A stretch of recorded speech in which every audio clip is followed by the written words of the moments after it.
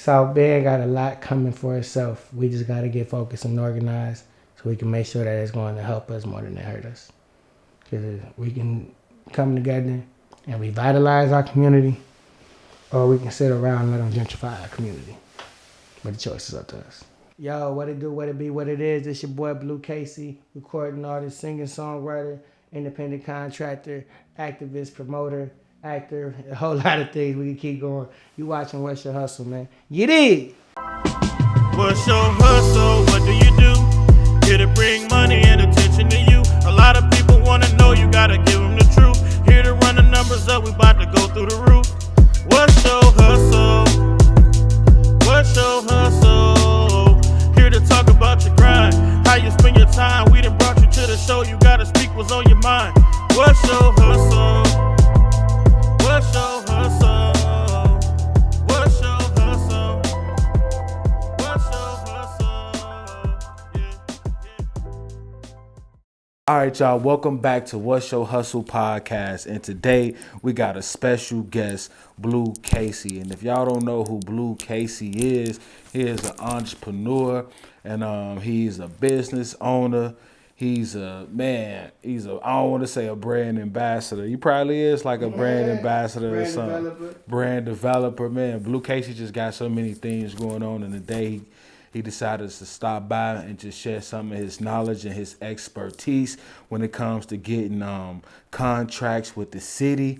Let's give it up for Blu Casey and let's jump into it. But before we jump into the podcast, Blu, let them know where they can find you at. You can find me at all platforms at TheBluCaseyProject, the Blu Casey Project. So what does it mean to be an entrepreneur to you, Blu? Somebody that has to, as the great Ralph Lauren once said, we got a Ralph Lauren suit coat on, you have to be able to start and create something from nothing. He started with 10 bow ties. You have to be able to have a drive and an ambition to push your idea and create something big out of it. And be able to do that, you're an entrepreneur, as I like to call it, entrepreneur. Nice. Yo, where do you get your drive from? Coming from the bottom, you know what I mean? Like my story, my family, 4 months from me being on this earth, we was homeless. You know what I mean? So we literally, I watched my family, as an infant, I watched my family come from nothing. And that same drive with me having a dream of wanting to be a rapper, that pushed me to want to do more and be more than what my surroundings was providing me in my environment. So before we get into like the whole rapping situation, let's go back to the beginning. Let's go back to the beginning. Before you was a rapper, before you was an entrepreneur. Yeah. Like what was life like for you? Man, I was a kid. I started rapping when I was 5 years old. I did my first show when I was 6. My sister was my manager, up until then. So by the time I was in 4th, 5th grade, I had created Fremont Entertainment.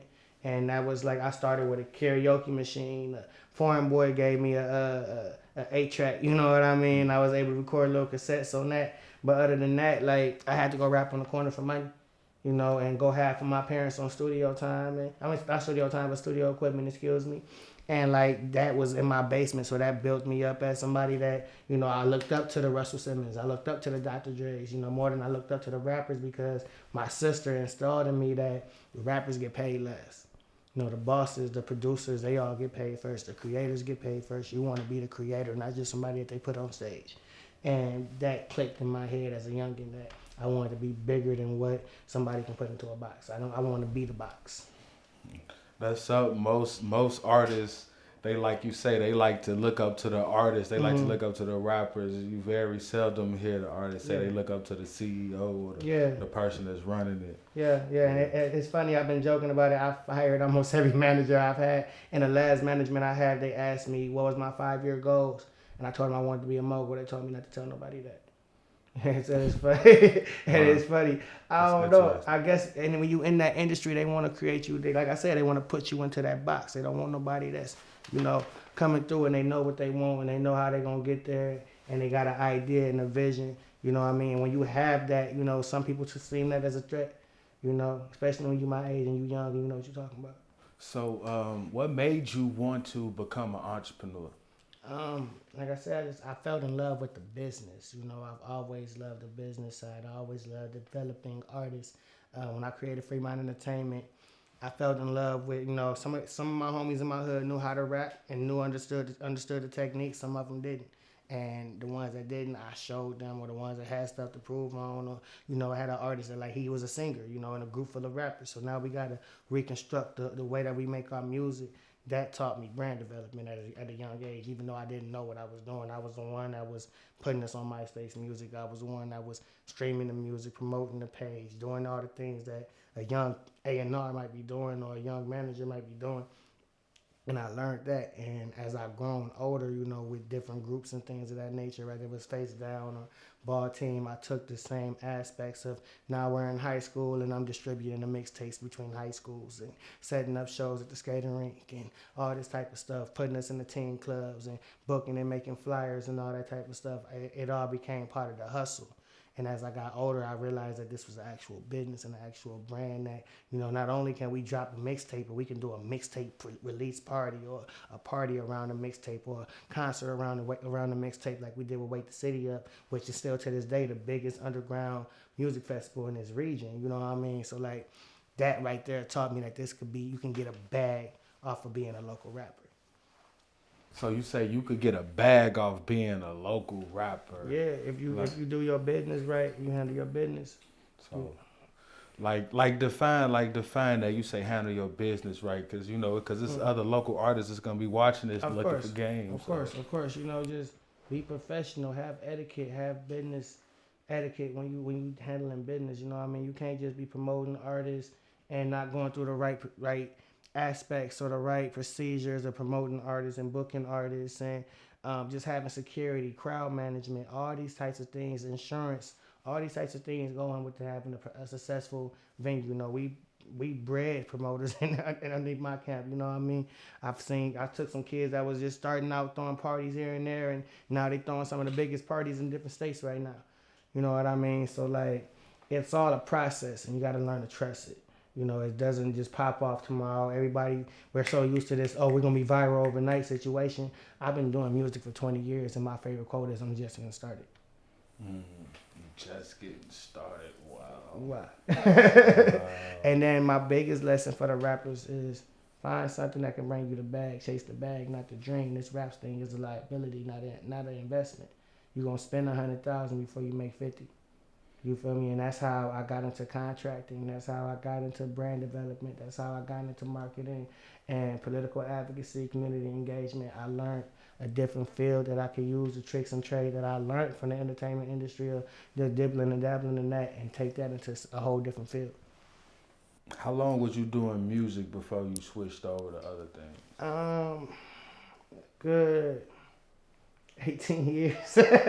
Before that, we started doing activism probably like 18, 16 years. We started doing activism around 2014, 2015. Probably, yeah. But full time, but even then, that was just playful thing. That was just somebody taking me, a politician might have seen me coming back from Atlanta and having the influence that I did and took me under their wing type stuff. So, like, it grew slowly but surely. I ran from it a couple of times.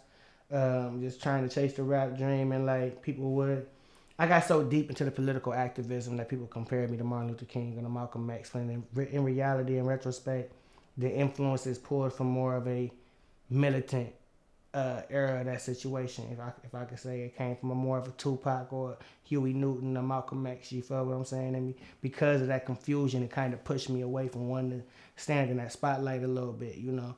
So, like, with the rap thing, it kind of it blemished a little bit, because when you rap, you know, you gotta have this. The streets want this. You feel what I'm saying? You gotta go with the fans on. You might be a little bit R&B here and then something happening in the political world, and you gotta go stand up and speak on some Black Power stuff. And like, so it was getting real draining after a while, and I ended up stumbling onto contracts, being an independent contractor with the city of SouthBend, and now I'm starting to see. You know, because I was already working with politicians as far as co-signing, doing a commercial with Yatish Joshi, and he was running for Congress, and that man's a millionaire. You know, a lot of people were like, why did you do that hip-hop rap commercial for this politician? That man gave $1 million to IUSB arts institution. You go to the IUSB campus, his name is on the building, Yatish Joshi Auditorium. And he has $1 million business on the lakeside, you know. So this was $1 million man that loves music. I watched him go around his entire campaign, you know, just to come shake my hand. So like it was a respect thing. I took him to the studio at Cuzzo crib. I didn't take him to no big studio, you know. So like having them type of connections, you know, at the early part of my political career, showed me what marketing was. You know, I understood why we didn't get the traction that we were supposed to get with the Yatish commercial, because we didn't put the commercial out till after the voter registration deadline was over with. You know, but in other terms, on other campaigns, like Regina Preston, she used my face in a quote from me, talking about how she took a young at-risk youth under her wing and created an outstanding individual for the community. You know, when you use that, that gives people a story that they can connect to. Oh, we seen this young man in the community. We seen the work and how he's influenced other at-risk youth in this community. Yes, if she's done that for him, we want her to be a pillar in our community as well. So to have that relationship with that, it taught me marketing and branding on a more political aspect, and to where, you know, even when you're developing an artist from scratch, that's the same as developing a politician from scratch. You have to have the same community engagement with the fans or the voters or whatever it is that you're doing to build that brand. And once I realized that, I realized I was in a special position. How did you get into the whole government, city contract? How did that come about? My big brother Antonius, how I like to simplify it is, you know, when Pete Buttigieg leveled up out of here and his deputy became the mayor of SouthBend, everybody else practically leveled up, and my brother basically gave me the blueprint. You know, it was like, look, this is what I was doing. I'm leveling up. The space is open. If you go do A, B, C, D, I can put you in a position to get this.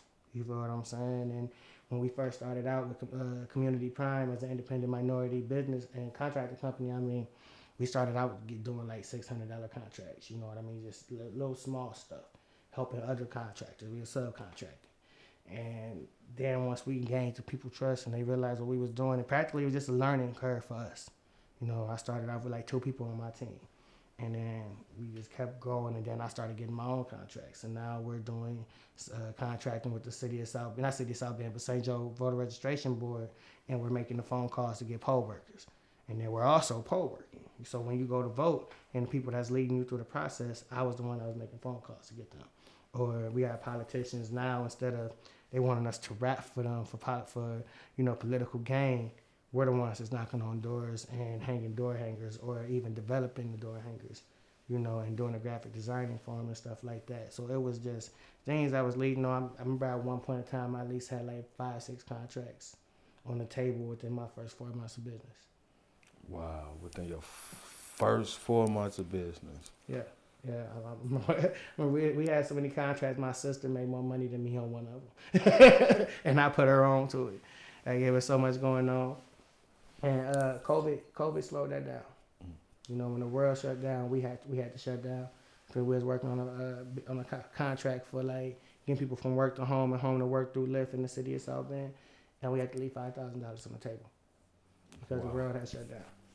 Wow, that's crazy. And that was in the first 8 months. So we went from a $600 contract to a $5,000 contract within 6 months. Wow, and then you had to shut down. We had to shut down. And like, because my company was started in August of 2019, we didn't reap the benefits that a lot of these other businesses did. And because I couldn't do the fraud thing because I was an actual LLP. So I couldn't do none of the systems that everybody was doing with the PPP loans and stuff like that, or else it would have came in my business and I wouldn't be able to still be in business while everybody else is owing on PPP loans. Wow. Yeah, so like I had to, it been a long year to get back to this point, but we back in the game now, and it's good season right now. We fourth quarter balling right now. So how did you bounce back from all of that? Because most people would have, tucked their tail and ran, so to speak. I went to the A. Atlanta was a humbling experience, being around a lot of black success.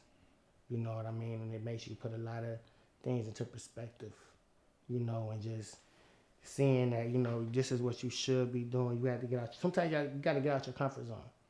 You know what I mean? Like the first time I even got into political activism was I went to Atlanta in 2013, and that was my first time ever leaving the Midwest. You know, and like I was able to see black successful people, like, you know, not just rappers. I'm living in black suburbs. You know what I mean? I'm seeing black folks that whether they went to the army, they got a shop, they got this, they're black and they're successful and they're at peace, they're living.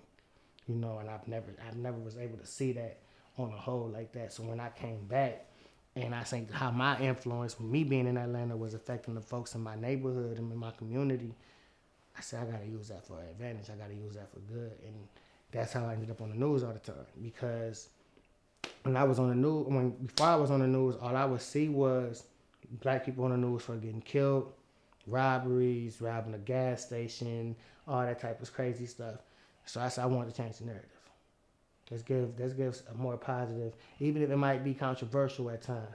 It's a positive influence of somebody in the hood that's just like me, because all I'm doing is being a voice for the voiceless, for the folks that they're not paying attention to, you know. So we just grew into that, and then with the contracts, it just gave me a more position because don't nobody want to listen to you unless you can change lives.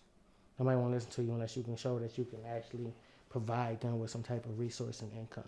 So now that, you know, we got this big contract with the city for this COVID relief assistance and helping people get free rent, free water, free internet through the city of SouthBend, one thing that we want to be able to work on for 2022 is doing youth leadership academies, group economics, things of that nature that these young activist youth is looking for. Because, you know, when we did Trap Sauce, that was the revolution against poverty, you know, trap. And I remember speaking at Navarre with a trap hoodie on. And one of the students had asked me, well, you telling us all of this about, you know, living outside of the box that we live in and being more than our environment, but you got a trap hoodie on. And I explained to her what that was, and she said, well, what's poverty? You know, and that's when the room just got real somber, and you can hear a pin drop, because now we have to re-break down to these kids what we just said in all these metaphorical terms and everything. Baby girl, poverty is what we living in. You know, poverty is why the kids' mental health is low, because they dealing with so much at home that they can't take the stress at school. So now they fighting, and Ray Ray and John is being destructive in the class. You feel what I'm saying? Like, all of that is the root of everything. Poverty is the root of crime. Poverty is the root of violence. You know, poverty is the root of drugs and mental health. So if we can actually speak more on how to change that, we can retrospect change a lot of stuff. And that's what Community Prime is one of the things we want to focus on, because our partners is Fremont Perkins Foundation that do stop the violence. Our partner is New Black Power Movement, where when that was in formation, it was doing a lot of neighborhood stuff for the community and community engagement, teaching the youth about themselves, about where we come from before slavery, you know, and teaching them that black stands for building leadership and community knowledge, so that we can actually have something that's progressive in our community. We missing that, and without having those pillars in the community and them strongholds in the community that's active, you can see the domino effect because of that. And that's what we're dealing with right now. So what made you want to start Community Prime? Outside of saying something that was less controversial, coming out of the political diaspora of Pete Buttigieg, with him running for president and everything, I just wanted to move away from that. It got a lot, like the lies that I seen on Instagram and Facebook, Twitter, stuff like that. You know, things as crazy as I'm not from South Bend. Born and raised in Memorial Hospital, you know what I mean? Northside, South Bend, baby. And people saying that I'm not from South Bend, Indiana, because they never seen me, or that I was a Crip that got shot by blood, so I want to be rapper, and things of this nature. Like, it was so many lies, death threats, you know, things of that nature, that when I was a political activist speaking on the behalf of Black Lives Matter and New Black Power Movement, it just got real trickery, you know what I mean? So where, like, police outside of my mama's house recorded me, you know, like real Black Power, Black Panther, COINTELPRO type of stuff was going on. And, you know, I was seeing similar stories of what would happen in different cities in Ferguson, where activists that was similar to me in nature would be burnt up in cars. You know, I would see stuff like that, or, you know, their lives would be threatened and stuff, and I still was get the same type of similar receipts, just on a smaller level. I just found more peace, you know, working a little bit within the system, then working against the system, and I realized I can be more of a help. I feel like it's a lot of the reason that we fight back against the system is because we don't understand how it works. And once I became to work within the system, I realized how it worked. And once I became a contractor, like we worry about the resources coming into our community and why is it only white contractors in our community? Well, because we don't have enough black contractors to fill up the spots and even big for these contracts. So if we can put more black people in position to get that and they actually become serious, we can get those contracts and get that money to actually build our leverage within the city. But if we don't have organization, we don't have no leverage within the city. We don't know that as long as we're mad, pumping our fists up in the air, talking about fight the power, fight the system. You don't know how the system works. We just gonna fight the system until the system fight back against us, and we fail every time. What's some of the things that you had to do to get prepared to like do business, with the city? Had to get a couple paperwork. I had to get my LLP. A lot of people don't understand that's a limited liability partnership, so that I can be able to even partner with the city on certain contracts. The MBN, minority business papers. It's a lot. It was a lot. And Tony's was like, you need this, you need this, you need this, and look over this. You know what I'm saying? Like I had a whole team basically bless me in on a situation. But it just got to be a lot of study, a lot of etiquette, a lot of patience. You know what I mean? This is something that if you're not used to doing with paperwork, because it's different contracts. There's some people that I do business administration, community engagement. Some people do demolition contracts. Some people do, it's so many different like job contracts where you're like people ready or people link or something when they reach in and send temporaries out. That's another form of a contract. Or you can just be an independent contractor yourself and just providing your services to different companies and people. So it really depends on what work you're going into and what level you're trying to get on, but it's definitely something where if you're looking for money that can lead you to financial freedom. That was the biggest point of me is when I realized I was able to pay my mama mortgage, or buy my first car,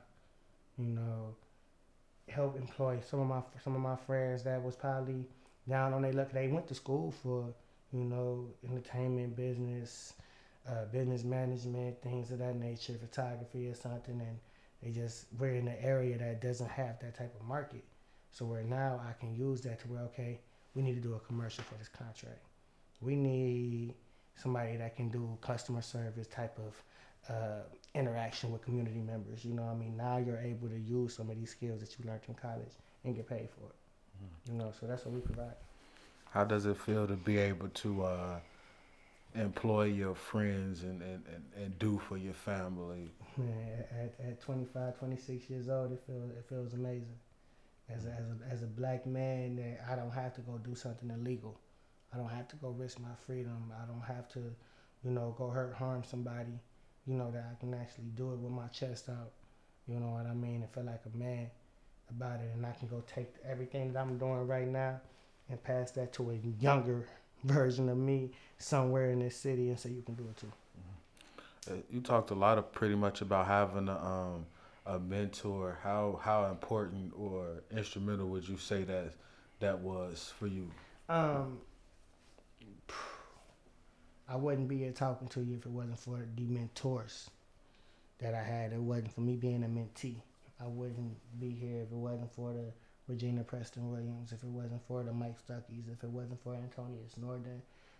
Even some of my mentors in the streets that kept me away when I was running away from my purpose and trying to dibble and dabble in other things. The ones that kept me away and kept me focused and said, you might be looking for me to give you the thumbs up from that, but I'm not going to because I know your purpose. I know you're bigger than what you're trying to do right now. Even them, keeping that on me. You got to have that. Cause, what Meek Mill say, he told you to hustle, that it don't love you. You feel what I'm saying? Like you got to have that type of energy around you when you're growing up as a black man in this world right now, or else you're going to fail. What did you have to do to prepare you for success? Focus. When we human, we grow up in these environments that's dysfunctional, that's low energy. I didn't know about my own anxiety and mental health till I turned 21. Once you learn about all this stuff, you have to relearn yourself, relearn your vices, relearn your perfections in order to become what you want. One thing I learned this year was mundane. I had to learn I had to learn the mundane things in life because I was so much in my comfort zone. Of, I've been rapping and performing since I was 6 years old. I was the leader of a group in middle school. You know what I mean? So like, we always had the cameras in front of us, or always on stage, always had that attention around us, and I grew accustomed to that a little bit, even on a local level. So I had to grow out of that and refocus in and realize that, you're getting close to 30. What do you want to do? Do you want to be 31 years old at an open mic talking about check me out? Or you want to have a business for yourself? You want to be a man and be able to carry yourself with some etiquette and some power for yourself and for the people that look up to you and around you.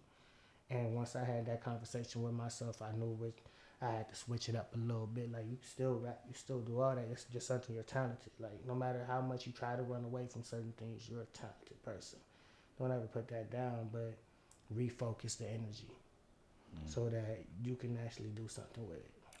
So how do you stay focused?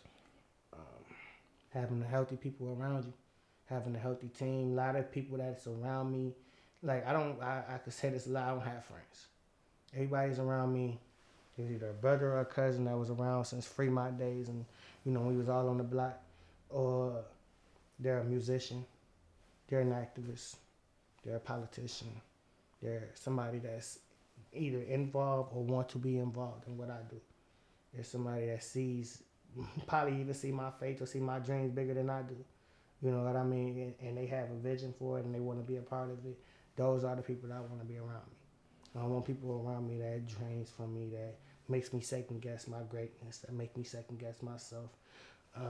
People that don't understand what we're doing. I need people to be on guard because I might, we're all human. Everybody on my team know I choose mental health first.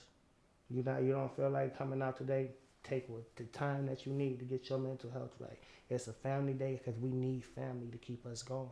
If you need to have that time with your family, take that first. Whatever we got to do, that can wait. Take your time first because those are the things we need around us to create us and keep us going. So what is mental health, especially in regards to the Black community? It's a stigma. It's something that we don't talk about.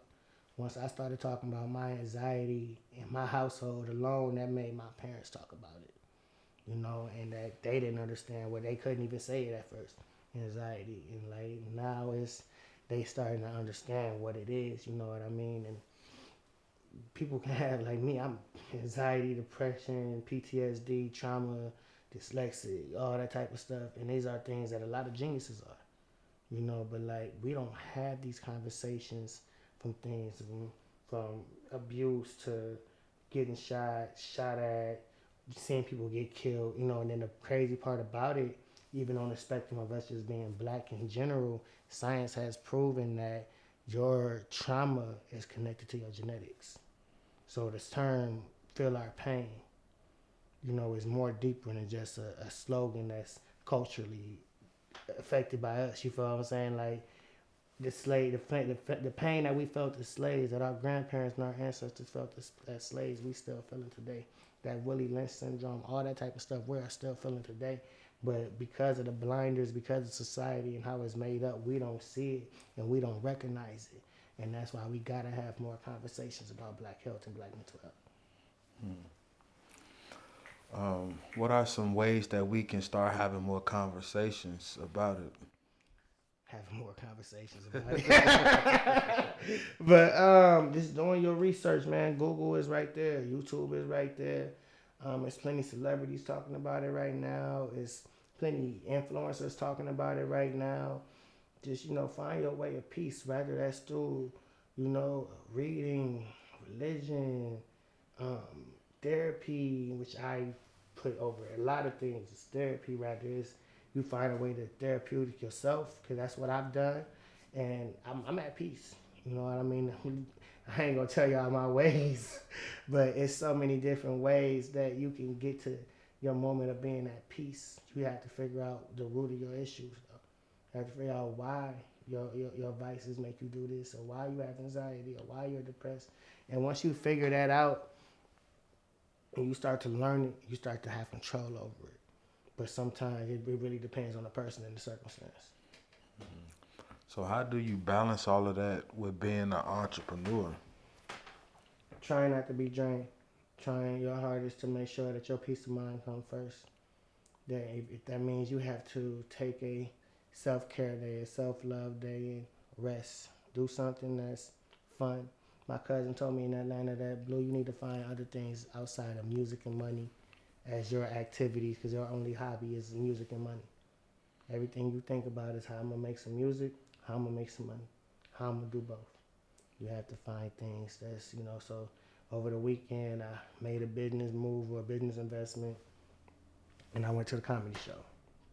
Or, and the club is not just a fun thing to do. Like, that's not just self-care, because sometimes we do that just to celebrate.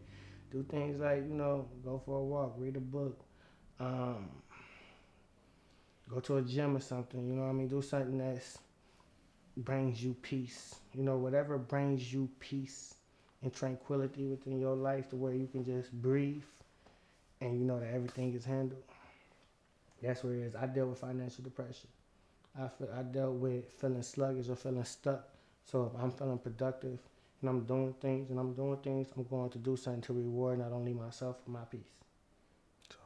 Financial depression. I never heard of that term before. Break that down for us. Man, listen, if I ain't getting the bag somewhere, you know what I mean? Like, I ain't gonna be myself. I gotta figure it out. So, like, I wasn't used, like, this past year, I wasn't used to working no jobs, and that's why I say trust the process. Because if you don't trust the process, you'll deal with something like financial depression. To where I was working in Atlanta, Georgia, like I said, contracts was left on the table, things wasn't going anywhere. I had left to Atlanta trying to figure, it was wide open. And do my music thing, but I gotta survive. You got rent to pay and all that. I was working a dead-end job that was beneath me, But I learned so many lessons that I was able to use later. But because I didn't trust the process, I fell into a mental depression. So where now I was working at a grocery store, stocking, bagging, and doing groceries and all that type of stuff. 6 months later, I had my own shop in Niles, Michigan, to where now I'm closing the shop, I'm wiping down the counters. I gotta buy stuff for the store that if I hadn't been working at a grocery store, I wouldn't have known nothing about. You know what I mean? So that was the whole trust in the process thing, and it made me. At one point in time, I hated that job. I hated myself for even allowing myself to work at that job. When I came back home and I had that shop in the Niles, I respected it. And I honored that job, and I honored the little things about that job. Even where I go work, I do day labor jobs on the side. I'm trying to get a bag everywhere. You ain't got 7 streams of income, you're tripping. And in 2022, the cost of living going up, you're going to need 10 by the end of next year. So, like, when I go do my other jobs, whether it's a moving job or a labor job, the small things I've learned from working at that grocery store job, when they tell me to consolidate some packages on an aisle or something, or get a certain type of cart, I know what it is because I've worked in this position before. When I hated it, so sometimes we got to do things that we hate just so we can level up. And I always go back to what they say, treat the janitor like the CEO. I always love that because my daddy was a janitor. I wish would tell me they didn't respect my daddy. So, my dad was a janitor at Upper Sages College, the University of Notre Dame. So, you got to see every level. And Pops treated them floors. When we go to Notre Dame now, he look at the floors and he polish the floors. And if he sees something wrong, he'll call it out because he polished them floors for 20 years. So he knows how it's supposed to look.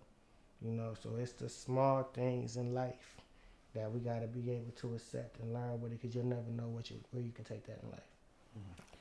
What's some of the books that you read that you feel like has helped you in life? Perfect Day to Boss Up is what I'm reading right now. But I'm more of a documentarian. So the documentaries I've watched a lot is like Jay-Z documentaries, Nipsey Hussle, Nas. Then I watch a lot of movies too. Like I ain't gonna play. Like when I'm studying right now, I was studying BMF, Steve Jobs, The Wolf of Wall Street, The Social Network. Told somebody, I said, we got a company that we're launching for 2022 called YBP Network, Young Black Professional, Young Business Professionals. And one thing that we talk about is being a creative hustler. And that, every creative hustler starts from the bottom. So what's the difference between a Steve Jobs and a Big Meech? One was illegal and one wasn't. But they both created billionaire brands through branding and marketing. Between one just happened to be an illegal, an illicit drug, and one happened to be computers. But they both changed the world. BMF changed rap. You don't hear a rapper talking about today without making it rain, some strippers being crazy and big and over the top and elegant and all that. Just in the club scene alone, that's inspired by Big Meech. You feel me? So, but then at the same time, when you flip it over, the entire technical world has been flipped on its head because of Apple. So you got to take that, and they both, as I said to somebody before, I said Big Meech started with one corner. Steve Jobs started with one computer in his garage. Everybody starts at the same level.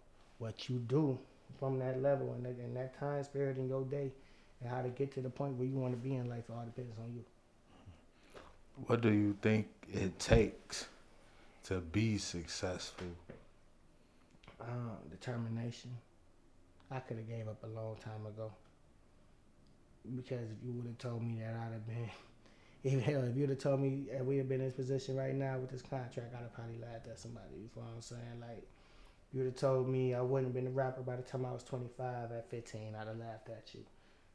So it's just like you gotta have that determination to keep going. I see a lot of young rappers that I've worked with in the streets that, if I'm not on by 26, I'm quitting. Jay-Z didn't get on until he was 26. You know what I'm saying? It's a lot of artists that didn't pop till they was 30. So you can't just put a time limit on. That's the one thing about the hip hop culture that I dislike is that we put that time, because that put me into a depression of me being 25 and I'm 5 years away from 30.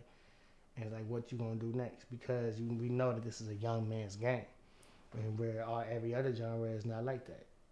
You can be 40 years old, and if your rock and roll band makes it out the garage and it's dope, they gonna like it. They don't care how old you are. So we have to fix that stigma within our community because it hurts us more than it helps us. Hip hop created more billionaires than any other black business that ever been created in this country. But if we create it like it's a young man's sport and we discard the people that actually made themselves successful and still eating at 40, 50 something years old, we're not going to keep lasting as long as we have so far. So that's why we got to fix that stigma so that we can continue to create other businessmen outside of this business. Because like I say, you got to have 10 streams of income. I can still drop a mixtape right now and make $1,000. What's some of the lessons that you learned from Steve Jobs and Big Meech? Marketing, branding, having something that's focused on a target audience. People watch the BMF series when they had the Stone Burgers. That was genius. You know what I mean? Moving to an area where he know that there's hardworking people with good money, might be stressed out, and however they relieve themselves is how they relieve themselves. But he had what he had to provide that service for them.